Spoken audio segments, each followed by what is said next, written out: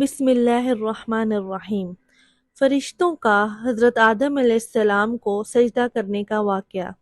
اللہ سبحانہ تعالیٰ نے حضرت آدم علیہ السلام کے جسم میں روح پھونکنے سے پہلے ہی فرشتوں کو اس بات کا پابند کر دیا تھا کہ جب میں حضرت آدم علیہ السلام کی تخلیق مکمل کر کے اس میں روح ڈال دوں تو ان کے سامنے سجدہ میں گر جانا۔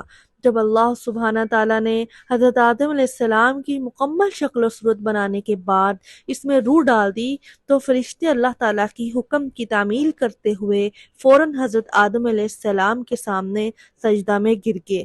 فرمان الہی ہے، اور یاد کیجئے جب آپ کے رب نے فرشتوں سے فرمایا کہ میں انسان کو کالی سڑی اور سوکھے گھارے سے پیدا کرنے والا ہوں، لہٰذا جب میں اسے پورا بنا لوں اور اس میں اپنی روح پھونک دوں تو تم سب ان کے آگے جو ہے وہ سجدہ ریز ہو جانا۔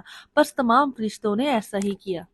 رسول پاک صلی اللہ علیہ وآلہ وسلم نے فرمایا، جب حضرت آدم علیہ السلام میں روح ڈال دی گئی تو انہیں چھینک آئی، جس پر انہوں نے الحمدللہ رب العالمین کہا۔ پھر اللہ تعالیٰ نے جواب میں یرحمک اللہ کہا، اللہ پر رحم کرے فرمایا۔